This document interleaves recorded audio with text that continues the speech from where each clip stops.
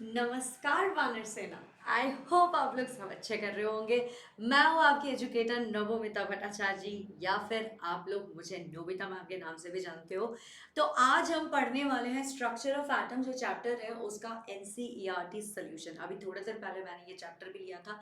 I hope कि आप लोगों ने वो देखा है। अगर देखा है तो ये अभी वाला जो सेशन है ये हमारे लिए बहुत ही आसान होने वाला है।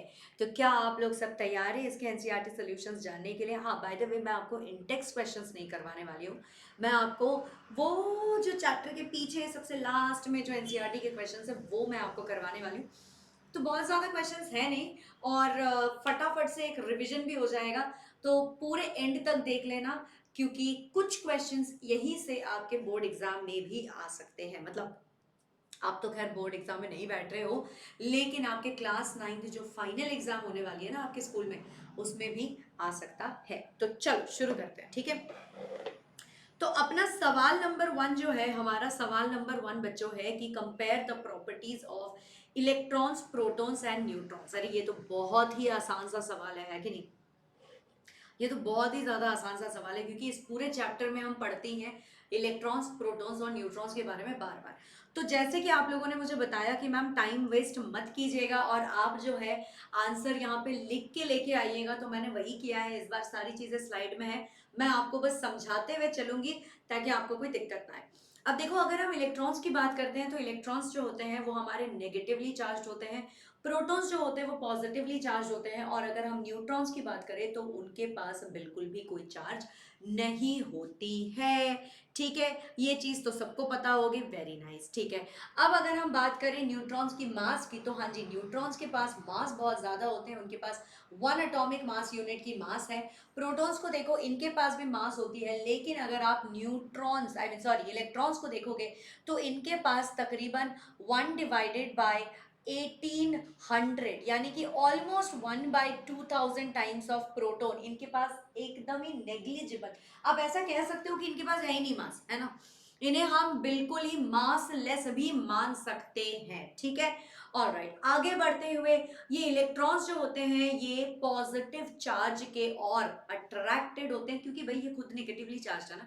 तो कोई खुद से नेगेटिवली चार्ज होगा तो ऑब्वियसली ऑपोजिट्स अट्रैक्ट होगी, और ये क्या करेंगे, ये पॉजिटिव वाले के पास चला जाएगा। अब अगर हम प्रोटॉन्स की बात करें तो ये अट्रैक्ट हो जाते हैं नेगेटिव चार्ज की ओर। और अगर न्यूट्रॉन्स की बात करें तो ये भैया किसी से अट्रैक्ट नहीं होते, क्योंकि इनके पास तो कोई चार्ज ही नहीं है, ना पॉजिटिव है ना नेगेटिव है, क्या करना है इनको। ये न्यूट्रल है, अपने आप में खुश रहते हैं, ठीक है। चौथा पॉइंट देख लो, ये प्रेजेंट होते हैं न्यूक्लियस के आउटसाइड, एटम के अंदर लेकिन न्यूक्लियस के बाहर। प्रोटॉन्स जो होते हैं न्यूक्लियस के अंदर होते हैं, और हाँ, अगर हम न्यूट्रॉन्स की बात करें तो ये भी न्यूक्लियस के अंदर होते हैं, यानी कि न्यूक्लियस के अंदर प्रोटॉन्स और न्यूट्रॉन्स आपको दोनों मिल जाएंगे, लेकिन क्या इलेक्ट्रॉन्स मिलेंगे? इलेक्ट्रॉन्स आपको नहीं मिलेंगे। आओ चलो अगले सवाल पे चलते हैं। अगला सवाल है हमारा, what are the limitations of J J Thomson's model of the atom. J J Thomson भैया ने क्या बताया था हमें? वो प्लम पुडिंग वाला मॉडल बताया था। तो उसका आपको लिमिटेशन क्या लगता है? यार मुझे तो उसका लिमिटेशन सबसे बढ़िया यही लगता है कि उन्होंने बताया था कि वो पुडिंग जैसा होता है। मतलब ये एक ऐसी चीज है कि खाते खाते आपको लगा कि यही होगी। क्रिसमस में उन्होंने पुडिंग खाया और उन्होंने कह दिया कि इस तरह का ही होगा। तो मुझे लगता है कि, मुझे क्या लगता है ही आंसर ही ये है कि according to J J Thomson's model of an atom, the electrons are embedded all over the positively charge. मतलब उन्होंने कहा था कि एक ऐसा मान लो गोला सा है जिसमें कि ये पूरा पॉजिटिव चार्ज है, और ऐसे ना तरबूज की जैसे बीज होती है एम्बेडेड होती है, वैसे जो है इलेक्ट्रॉन्स एम्बेडेड है। अगर ये होता तो पूरे के पूरे एटम की जो न्यूट्रलिटी है उसको एक्सप्लेन नहीं किया जा सकता है। और आगे चल के जिन एक्सपेरिमेंट्स को किया गया था ना अलग अलग साइंटिस्ट के द्वारा, उससे हमें साफ समझ आ गया कि ये पॉसिबल नहीं हो सकता था एटॉमिक मॉडल। तो ये इनकी सबसे बड़ी लिमिटेशन थी इनके एटॉमिक मॉडल की, ठीक है। चलते हैं क्वेश्चन नंबर तीसरे पे। क्वेश्चन नंबर तीसरा हमसे पूछता है कि what are the limitations of Rutherford's model of the atom. अब रदरफोर्ड भैया ने बहुत ही बढ़िया सा एक एक्सपेरिमेंट किया था, वो गोल्ड फॉइल वाला एक्सपेरिमेंट। थिन सा गोल्ड फॉइल लिया था और उसमें बहुत सारे अल्फा पार्टिकल को उन्होंने दे मारा, और जब ये चीज हुई तो उन्होंने काफी सारी चीजें तो एक्सप्लेन करती थी, लेकिन एक प्रॉब्लम आ गई थी कि उन्होंने बोला था कि ये जो इलेक्ट्रॉन्स होते हैं ना, ये शायद से घूमते रहते हैं सर्कुलर ऑर्बिट में। तो कोई भी चीज जब इस तरह से सर्कुलर ऑर्बिट में घूम रही होगी, तो जब आप फिजिक्स में और आगे बढ़ जाओगे तो आपको पता चलेगा कि कोई भी चीज जब इस तरह से घूम रही है ना, तो वो ना हर एक पॉइंट पे हर एक पॉइंट पे हर एक पॉइंट पे हर एक पॉइंट पे हर एक पॉइंट पे क्या कर रही है, अपना डायरेक्शन चेंज करती हुई चल रही है, यानी कि ये एक एक्सेलरेटेड मोशन में है। और जब भी कोई चीज इस तरह से एक्सेलरेटेड मोशन में होगा तो ये हो सकता है कि एक टाइम के बाद वो जो है एकदम सेंटर में आके वो गिर जाएगा। और सेंटर में अगर इलेक्ट्रॉन आ जाए तो प्रोटॉन तो पॉजिटिवली चार्ज है, इलेक्ट्रॉन नेगेटिवली चार्ज है ना। तो इससे तो मैटर का एग्जिस्टेंस पे सवाल बन रहा था। तो इसको हम एक सुंदर इंग्लिश में अगर हम स्कूल के एग्जाम में लिखना चाहें तो हम लिखेंगे कि according to Rutherford's model of an atom the electrons are revolving in a circular orbit around the nucleus. Any such particle that revolves would undergo acceleration and radiate energy. The revolving electron would lose its energy and finally fall into the nucleus. The atom would be highly unstable, but we know that atoms are quite stable. अगर ये होता, वही तो मैंने कहा कि atom क्या होते हैं, अनस्टेबल हो जाते हैं। मैटर की एग्जिस्टेंस पे सवाल उठने लगता है, लेकिन मैटर तो है, मैटर तो एग्जिस्ट करता है और एटम्स भी खुद से काफी स्टेबल होते हैं। तो ये गलत था, यही उनकी लिमिटेशंस थी। ठीक है, चलो आगे बढ़ते हैं। अब हम डिस्क्राइब करेंगे बोर्स एटॉमिक मॉडल को। ठीक है, बोर भाई साहब ने क्या कहा था, आओ चलो देखते हैं। बोर जी ने कहा था कि अटम एटम अटम अटम बोल दिया मैंने हो जाती है कई बार ऐसा, है ना। तो एटम की जो न्यूक्लियस होती है वो सेंटर पे होती है। बहुत अच्छा, बहुत बढ़िया, इन्होंने एकदम सही कहा। ये देखो एटम की न्यूक्लियस एकदम सेंटर पे है। ठीक है, दिखाई दे रहा होगा सब लोगों को, बहुत बढ़िया। अब देखो दूसरे पे आओ। Electrons revolve around the nucleus. जो इलेक्ट्रॉन्स होते हैं वो इसी न्यूक्लियस के चारों ओर पंछी बनो उड़ती फिर मस्त गगन में, इस तरह से जो है वो चारों ओर घूम रहे होते हैं। ठीक है, ये भी समझ आ गया। Certain special orbits known as discrete orbits of electrons are allowed inside the atom. कुछ ऐसे ऑर्बिट होते हैं जिन्हें हम डिस्क्रीट बोलते हैं। भैया डिस्क्रीट का मतलब क्या है वानर सेना, मैंने अभी भी थोड़ी देर पहले बताया भी होगा। डिस्क्रीट का मतलब होता है नॉट कंटिन्यूअस, मतलब कि जो एक ब्रेक के बाद फिर मिलेंगे, ब्रेक के बाद लोग कहते हैं ना, तो वो डिस्क्रीट होता है। मतलब वो कंटिन्यूअस नहीं होता, ऐसा नहीं कि चलता रहे चलता रहे चलता रहे चलता रहे, ना ना ना, वो डिस्क्रीट होता है। डिस्क्रीट होता है मतलब एक बार आया, देयर इज अ गैप, फिर एक बार आया ठक, फिर एक बार गया, फिर एक बार आया ठक, फिर से। तो इस तरह से मतलब ये देखो यहाँ पे कोई कंटिन्यूटी नहीं है, ये एक बना फिर दूसरा बना फिर तीसरा बना, तो इसी चीज को डिस्क्रीट ऑर्बिट बोलते हैं। ठीक है, चौथे पोजीशन पे अगर आप आओगे तो आपको समझ आ जाएगा कि while revolving in discrete orbits the electrons do not radiate energy, है ना। जब ये अपने अपने ऑर्बिट में घूम रहे होते हैं तो उस टाइम पे ये कोई एनर्जी रेडिएट नहीं करते हैं। लेकिन कब करते हैं, जब इनको जंप करना होता है, जब इनको कूदना होता है ना एक जगह से दूसरी जगह, या फिर ऊपर से नीचे कूद रहे होते हैं, नीचे से ऊपर कूद रहे होते हैं, इस टाइम पे ये क्या करते हैं, रेडिएट करते हैं एनर्जी को। ठीक है, ये जो ऑर्बिट्स होते हैं या फिर शेल कह लो, ठीक है, इन्हें हम क्या कहते हैं, इन्हें हम एनर्जी लेवल्स कहते हैं। और ये किसके भाषा में था, ये बोहर साहब के भाषा में था। These orbits और shells जो है इन्हें हम रिप्रेजेंट करते हैं KLMN लेटर से। ठीक है, और n की जो वैल्यू होती है, मतलब छोटे n की वैल्यू, मतलब k के लिए हमारी वैल्यू होगी 1, l के लिए हमारी वैल्यू हो जाएगी 2, m के लिए हमारी वैल्यू हो जाएगी 3, और कैपिटल n के लिए स्मॉल लेटर n की वैल्यू हो जाएगी 4। ठीक है, जैसे कि आप देख पा रहे हो, ये देखो k हमारा फर्स्ट शेल है जिसका वैल्यू है n is equal to 1, L जो है ये हमारा second value n is equal to 2, m जो है ये हमारा third value n is equal to 3, और फोर्थ वैल्यू कैपिटल एन को देखो ये है एन इज इक्वल टू 4। समझ रहे हो, बहुत बढ़िया। आओ चलो आगे बढ़ते हैं चौथे सवाल पे। चौथे सवाल पे हमें पता चल रहा है, ये चौथा नहीं है शायद, मुझे लग रहा है ये पांचवा छठा है। Compare all the proposed models of an atom given in this chapter. इस चैप्टर में जितने भी सारे मॉडल ऑफ एटम हैं उन सबको जरा एक बार कंपेयर करके बताया जाए। तो उन सबको कंपेयर करने पे हमें पता चलता है कि देखो हमारे पास थॉमसन जी का मॉडल था, रदरफोर्ड जी का मॉडल था और बोर जी का मॉडल था। तो थॉमसन जी ने कहा था कि एक ना पॉजिटिव चार्ज का गोला होगा, स्फीयर ऑफ पॉजिटिव चार्ज लिख दिया गया है। रदरफोर्ड जी ने कहा था कि स्फीयर ऑफ पॉजिटिव चार्ज जो है वो सेंटर पे है, जिसे हम न्यूक्लियस बुलाएंगे। ठीक है, और एटम का पूरा पूरा वजन जो है वो उसी न्यूक्लियस के अंदर है। बहुत बढ़िया, शानदार जवाब दिया था इन्होंने। बोर साहब ने कहा था कि पॉजिटिव चार्ज वो तो सेंटर पे है। बोर जी ने रदरफोर्ड जी के साथ वो सहमत थे, बेसिकली वो जो भी कह रहे थे वो कह रहे थे कि हाँ मैं सहमत हूँ तुमसे, सही कह रहे हो तुम। ठीक है। फिर थॉमसन जी आए इलेक्ट्रॉन के ऊपर और उन्होंने कहा था कि इलेक्ट्रॉन जो है ना वो रैंडमली तरबूज के बीज की तरह इधर उधर कहीं तो कहीं वो जो है ऐसे ना उनको एम्बेड कर दिया गया, मतलब उन्हें ना ऐसे ऐसे गाड़ दिया गया है, समझो इस तरह से, ठीक है, उन्होंने ये कहा था। रदरफोर्ड जी ने कहा था कि नहीं नहीं नहीं नहीं, इलेक्ट्रॉन्स जो है ना वो तो चारों ओर घूम रहे होते हैं न्यूक्लियस के साथ। और बोहर साहब ने भी यही कहा था, उन्होंने कहा था कि हाँ इलेक्ट्रॉन्स जो है वो रिवॉल्व तो कर रहे हैं लेकिन वो अपने अपने ऑर्बिट्स में कर रहे हैं और उस वक्त ये कोई एनर्जी रेडिएट नहीं कर रहे हैं। बहुत बढ़िया चीजें कही हैं।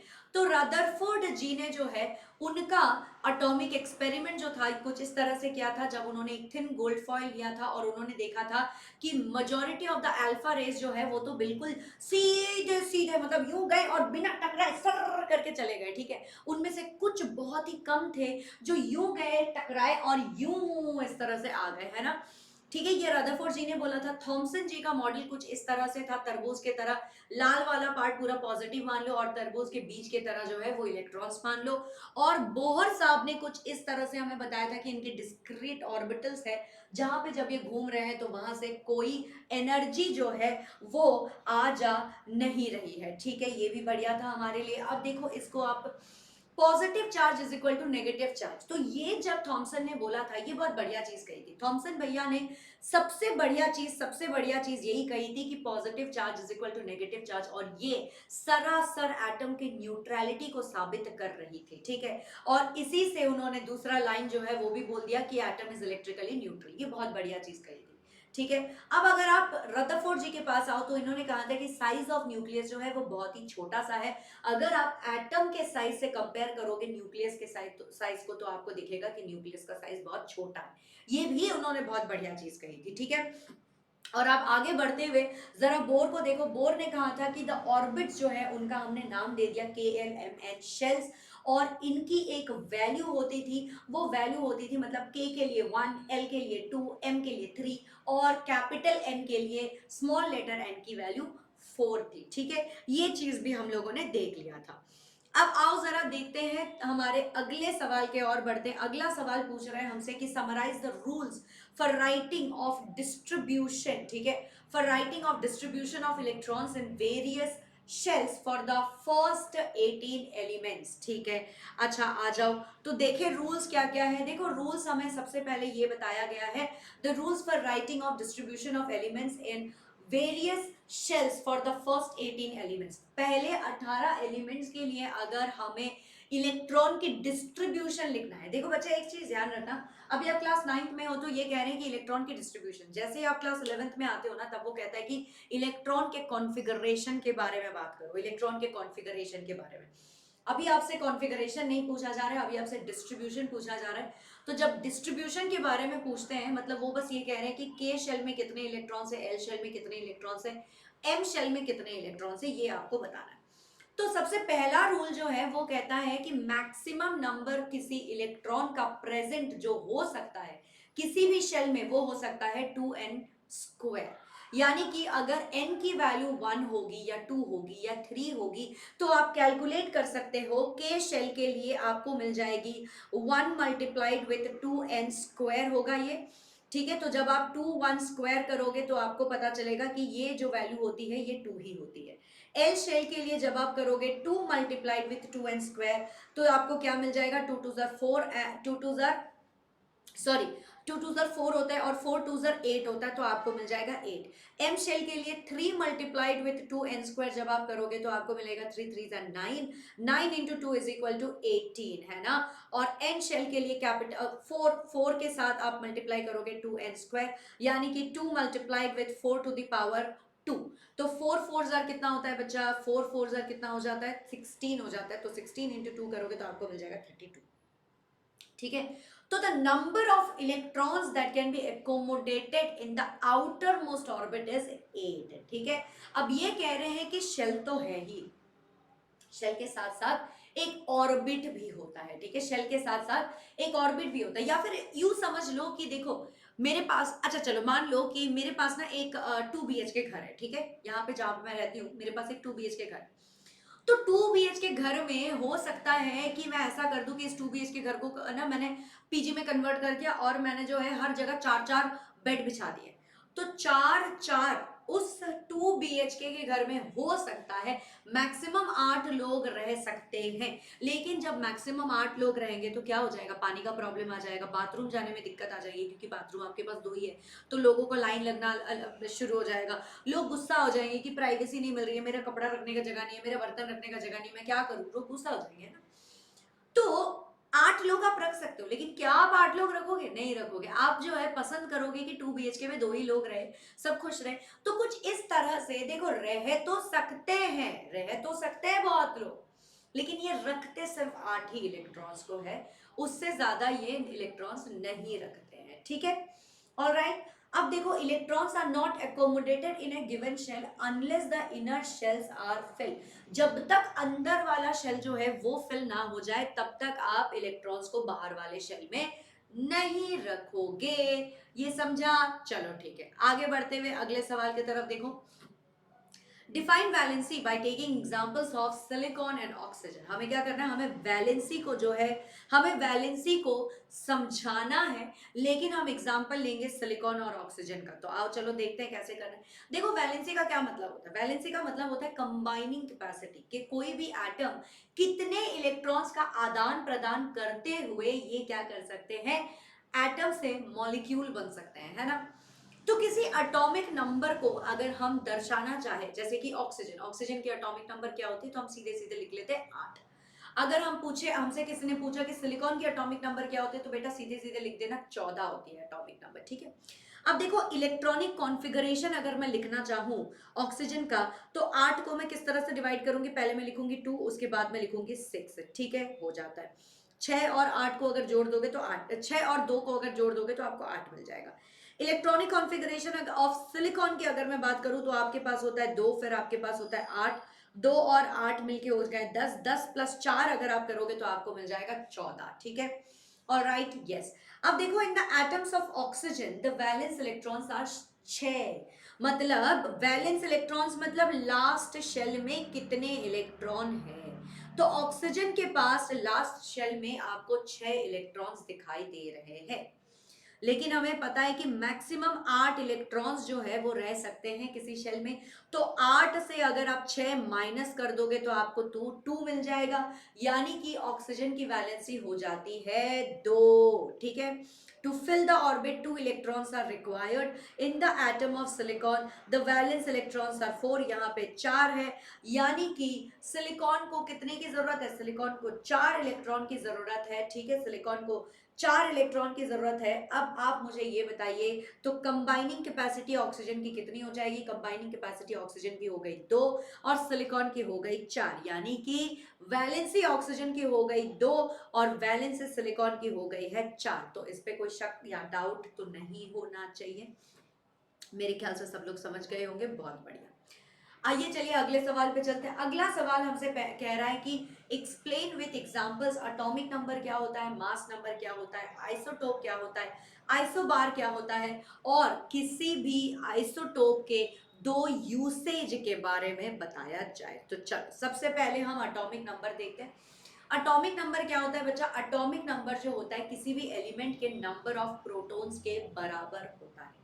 नंबर ऑफ प्रोटॉन जो न्यूक्लियस के अंदर है उसे के साथ आप कोई छेड़छाड़ नहीं कर सकते, तो जो भी नंबर ऑफ प्रोटॉन होगा उसी को हम एटॉमिक नंबर कहते हैं। फॉर एग्जाम्पल, अगर ऑक्सीजन है तो ऑक्सीजन के 6 प्रोटॉन हैं और इसीलिए ऑक्सीजन का एटॉमिक नंबर जो होता है वो भी 6 होता है। क्या ये सही है? नहीं है, बिल्कुल भी सही नहीं है यार। एक बात बताओ, ऑक्सीजन की एटॉमिक नंबर क्या 6 होती है? क्या ऑक्सीजन की एटॉमिक नंबर 6 होती है? बिल्कुल भी नहीं। कार्बन की एटॉमिक नंबर 6 होती है ना। कार्बन की जो एटॉमिक नंबर होती है वो 6 होती है। तो यहाँ पे आपको क्या करना है, यहाँ पे आप सीधे सीधे इसको काट दो इस तरह से, ठीक है।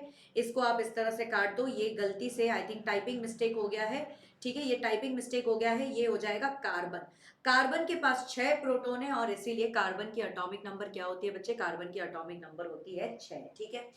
अब अगर हम मास की बात करें, मास नंबर की अगर हम बात करें, तो हमें दिखाई देता है कि मास नंबर जो होता है किसी एटम का, वो होता है नंबर ऑफ प्रोटॉन्स। प्रोटॉन्स को ले लो, सारे प्रोटॉन्स और सारे न्यूट्रॉन्स को इकट्ठा जब जोड़ दोगे तो आपको मिल जाएगा क्या, क्या मिल जाएगा आपको? आपको मिल जाएगा मास नंबर। हाँ जी बिल्कुल।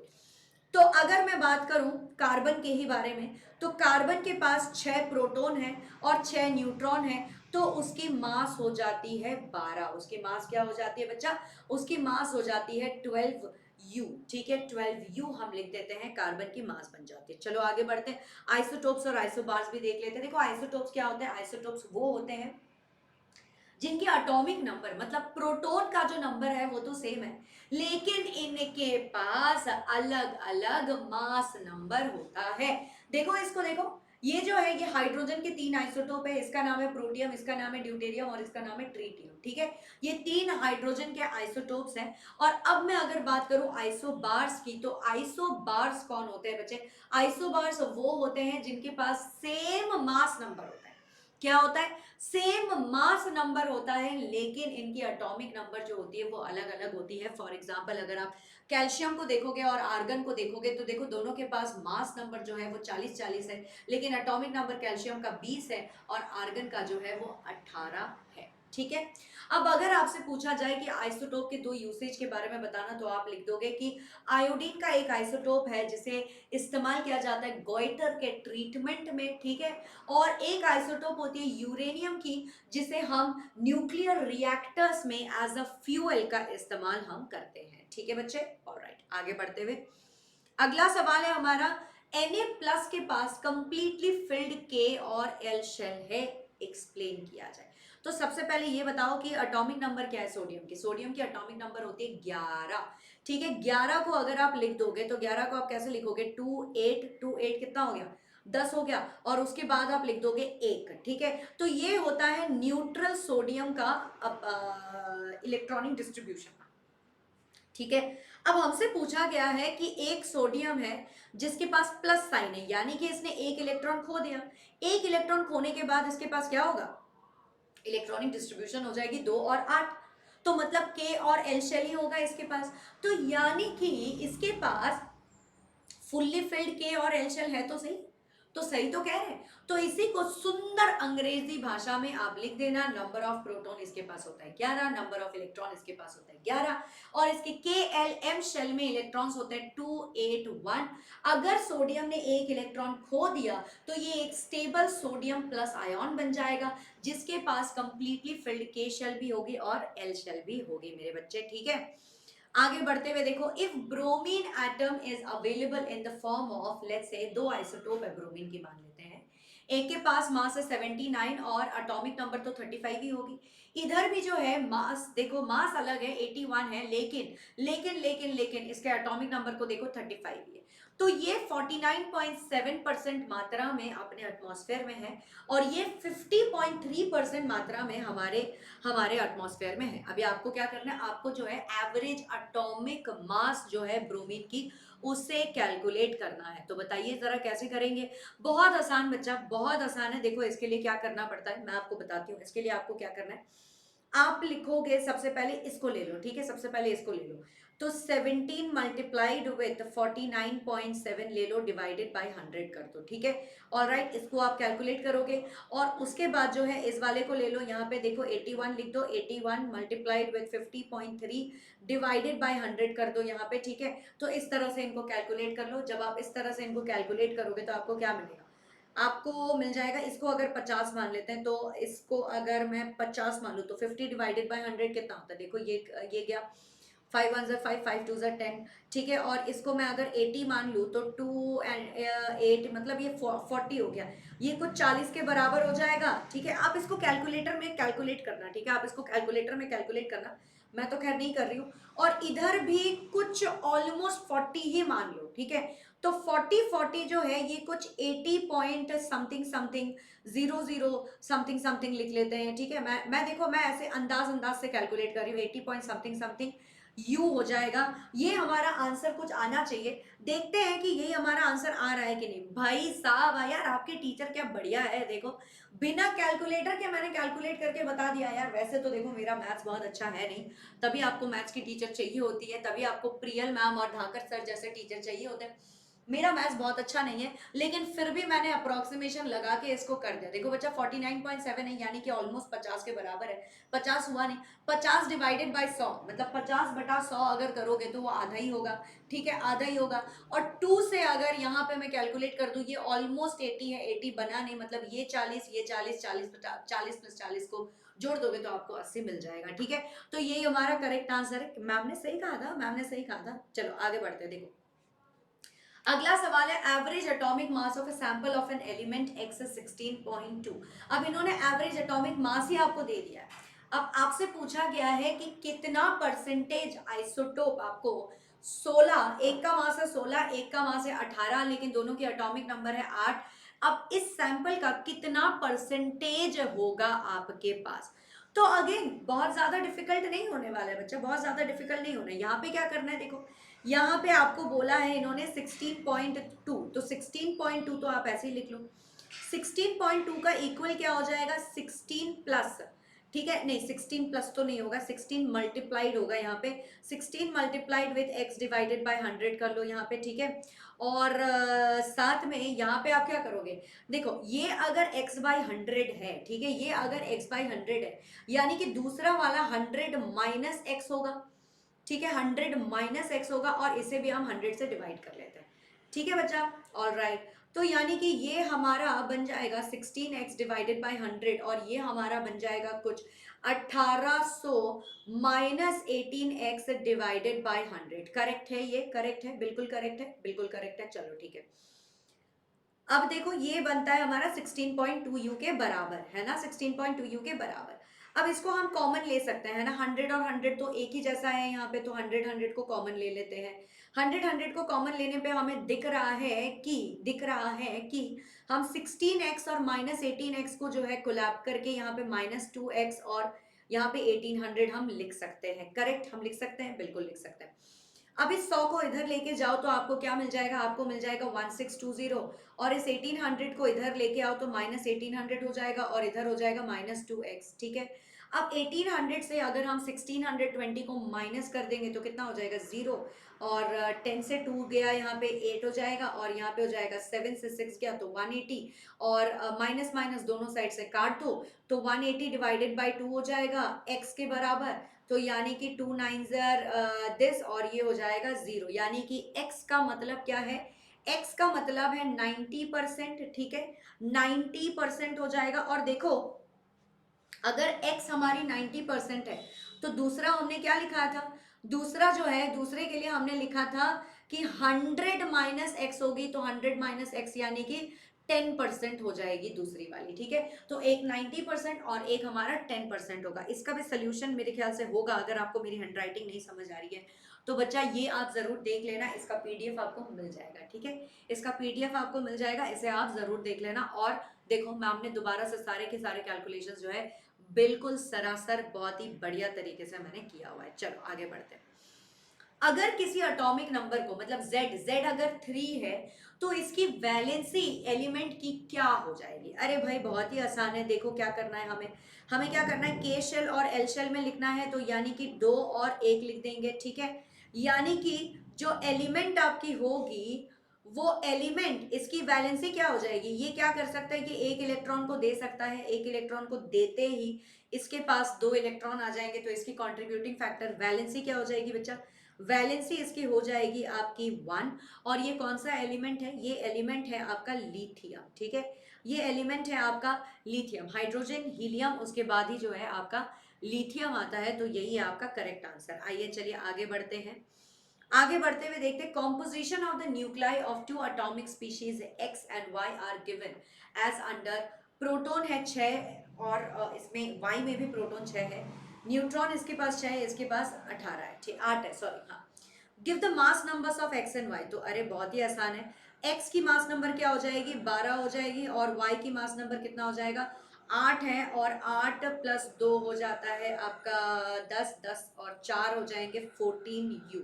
ठीक है, तो what is the relation between the two species? देखो प्रोटॉन जितने हैं, प्रोटॉन दोनों के पास बराबर है, इसका मतलब है कि ये दोनों जो है आपके क्या है, ये दोनों आपके आइसोटोप्स। ये दोनों क्या है, ये दोनों आपके आइसोटोप्स है मेरे बच्चे। हाँ जी, आगे बढ़ते हैं। देखो, for the following statements write T for true and F for false. आपको बताना है कि कौन सा ट्रू है कौन सा फॉल्स है। J Thomson proposed that the nucleus of an atom contains only nucleons. ये तो जे थॉमसन जी ने नहीं किया था। जे थॉमसन ने तो वो प्लम पुडिंग वाला मॉडल दिया था, तो इसका मतलब है कि ये डेफिनेटली फॉल्स है हमारा। A neutron is formed by an electron and a proton combining together, therefore it is a neutral, not at all. ये सरासर गलत है। The mass of an electron is about 1 by 2000 times that of proton. ये सही लग रहा है मुझे, क्योंकि वो 1 by 1800 होता है, तो इसे हम ट्रू लिख सकते हैं। An isotope of iodine is used for making tincture iodine, which is used as a medicine. नहीं, आयोडीन के लिए ऐसा कुछ चीज हम नहीं इस्तेमाल करते। आयोडीन के लिए नॉर्मल आयोडीन जो होता है वही उसका ही इस्तेमाल किया करते हैं। तो ऐसा एक पर्टिकुलर आयोडीन का आइसोटोप शायद ये हम नहीं कह सकते हैं। ठीक है, नहीं कह सकते, तो मुझे लग रहा है ये फॉल्स है। लेकिन आप एक बार बच्चों जरा इसको चेक कर लेना। मुझे तो लग रहा है कि ये फॉल्स है, पर आप एक बार चेक जरूर कर लेना इसका। ठीक है, चलो अब देखो हमारे पास है 15, 16 और 17 क्वेश्चन, जिसमें कि हमें अगर करेक्ट है तो टिक करना है और अगर गलत है तो उसे हमें रॉन्ग लिखना है। ठीक है, तो Rutherford's alpha particle scattering experiment was responsible for the discovery of क्या?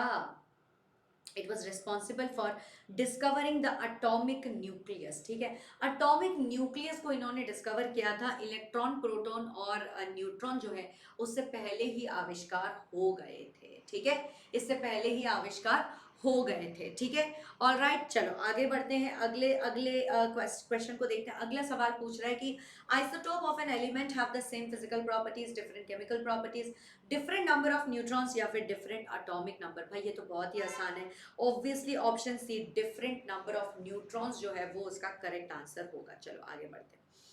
Number of valence electrons in Cl minus ion are. Cl minus ion के पास कितने, क्या ये Cl आयोन है या फिर Cl माइनस आयन है? मुझे लग रहा है कि ये Cl माइनस आयन है, मुझे जितना लग रहा है। एक बार जरा एनसीईआरटी चेक कर लेते हैं। वैसे एक बार जरा एनसीईआरटी चेक कर लेते हैं। हाँ जी, Cl माइनस आयन है।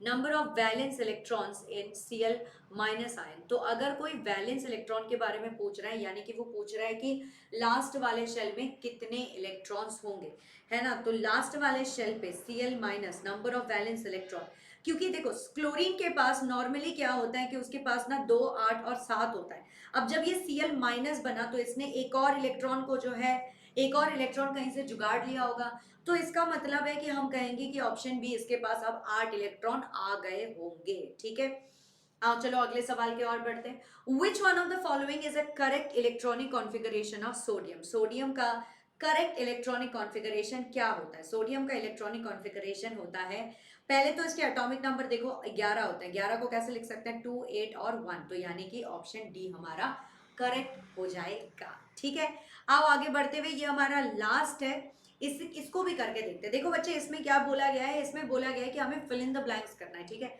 हमें बेसिकली इस पूरे टेबल को जो है कंप्लीट करना है। यही है आपके एनसीईआरटी में। अब इसे हम खुद से करते हैं। इसका मैं आंसर लिख के नहीं लेके आई हूँ, ताकि आप लोग मेरे साथ साथ इस चीज को पढ़ते हुए कर लो। ठीक है, देखो यहाँ पे कह रहा है कि एटॉमिक नंबर हमारे पास 9 है और नंबर ऑफ न्यूट्रॉन्स जो है वो आपके पास कितने हैं? 10 है।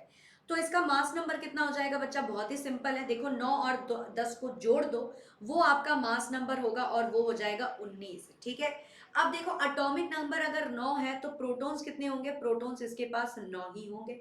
और अगर एटॉमिक नंबर 9 है, नंबर ऑफ प्रोटॉन्स इसके पास 9 है, तो नंबर ऑफ इलेक्ट्रॉन्स भी इसके पास 9 है। ठीक है, अब 9 एटॉमिक नंबर किसका होता है बच्चा? अगर आप पीरियोडिक टेबल को देखोगे तो 9 एटॉमिक नंबर होता है फ्लोरीन का। किसका होता है? फ्लोरीन का। फ्लोरीन के पास एटॉमिक नंबर होता है 9। ठीक है, अब देखो हमें बताया गया है कि किसी का एटॉमिक नंबर है 16, मास नंबर है 32। तो बच्चा नंबर ऑफ न्यूट्रॉन्स कितने होंगे? 32 से अगर आप 16 माइनस कर दोगे तो हमें पता है कि 16 इंटू टू इज 32, यानी कि यहाँ पे भी हमारे पास क्या हो जाएगा, 16 ही आ जाएगा।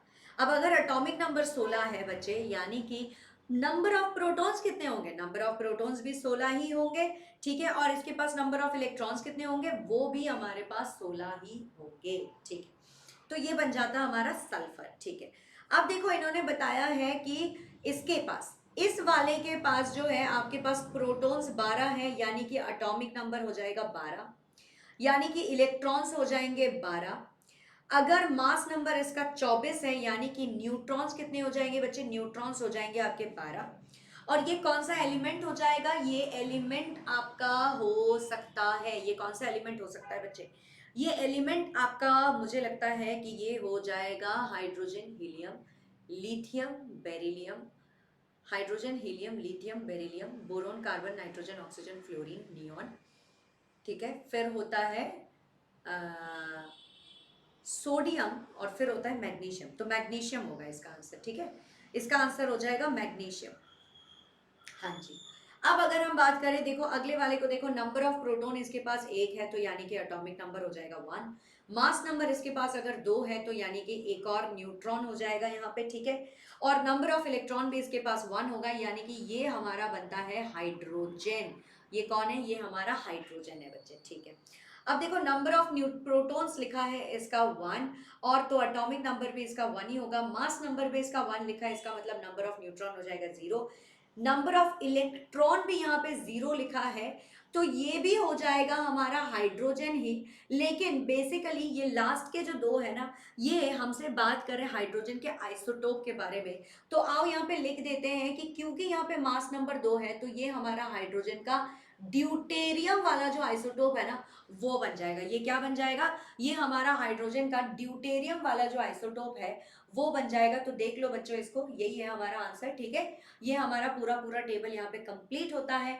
और विथ दिस नोट बच्चे, आज का हमारा सेशन भी यहाँ पे कंप्लीट होता है। आशा करती हूँ कि आप लोग देख रहे हो और आप लोग हमें सपोर्ट कर रहे हो, ठीक है। इस सेशन को लाइक जरूर कर देना बच्चे, और सब्सक्राइब तो कर ही देना, क्योंकि आपके सब्सक्रिप्शन के बिना, आपके सब्सक्राइबिंग करने के बगैर हम तो अधूरे हैं।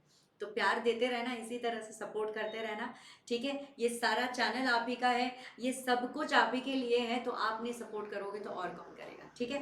With this note tata bye, thank you thank you thank you so much. मैं आपसे फिर मिलूंगी इसी चैनल पे और 10th वाले चैनल पे भी, तो लाइक कर देना, गेट नोटिफाइड, बेल आइकन पे भी दबा देना, और मिलते हैं जल्दी से।